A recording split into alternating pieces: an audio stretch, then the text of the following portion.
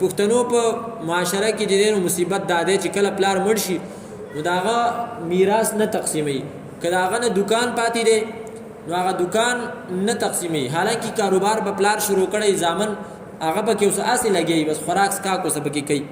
نو په دې کې ګوره حکم دا دی چې دا میراث تقسیم کا. ستا چې دی نو څه پاتې ده خویندې دي او ته پاتې او مور دی ده، مور ته اتمه حصه ورکا او چې کومې خویندې دي پاتې دي د هغوی یوه حصه ده او ستا چې دی نو دوه حصې دي او که ډېر رونه نو دوه حصې ده هر رور او د خور څه یوه حصه. دا تقسیم کا. که ته هغه مال هغه د دکان چې کوم مال دی مثال په طور باندې کپړې مپړې دي یا چې دی نو بسترې دي، تاسو په دکان کې دی نو بسترې خرڅوئ مالوچ دي نو د هغې پیسې راوباسه. صحیح ده. نو هغه چې کومې خویندو څومره پیسې کېږي هغه ولیکه د ځان سره او هغو ته وویوه چې ستاسو په میراث کې دومره حصه ده او دا حصه به زه تاسو ته در کومه دا پیسې. صحیح ده.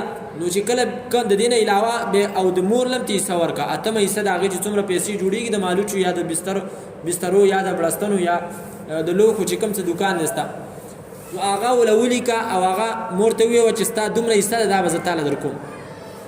اوس چې باقي کوم مال پاتې شو نو هغه اوس تا خپل کاروبار شو. صحیح ده. کاروبار دې خپل شو، هغو ته دې پکې حصې ورکړې، کاروبار ستا خپل شو.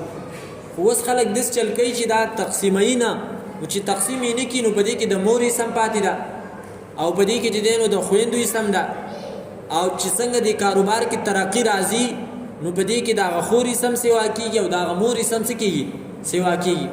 او بله ورځ لا خور چې دی نو واده شي د کور نه وځي نو د هغې حصه څه شوله ختم، هغې له بیا حصه نه ورکوي که نه.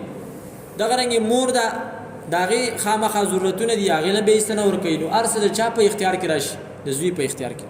دا غټ ظلم دی. که په دې کې بیا د پلار نه پټي پاتې او که د پلار نه چې نو کور پاتې او که د پلار نه پلاټونه پاتې او که د پلار نه گاډی پاتې او که موبایل ته پاتې، پښتانه چې دی نو د پلار څه کوي کپړې نه اغوندي چېرته خیراتي کوي او چې کوم موبایل ورسه ورسوي نو هغه موبایل ښه په جب کې ګرځوي. هلکه د کپړو نه دې له کرکه کېږي هغه چې دی نو هغه څه شی دي هغه وایي د قیمتي نه دي. نو دا چې موبایل قیمتي ده د دې نه دې ولې کرکه نه کېږي؟ خو مطلب دا دی چې لکه په دې کې پیسې دي ځکه نور شی نه وله خیراتي کوي او موبایل ولا ځان لالي هغه په جب کې کمی روپۍ هغه هم چې دی نو خیراتي کوي. هلکه تا ته دا چا ویلي چې ته د هغه د جب روپۍ خیراتي که؟ ځینې خلک هغه له جومات کې ورکوي، دا هم زیاتې دی، جومات کې به نه ورکوي. دا چې کوم وارثان پاتې دي په هغو باندې به تقسیمي.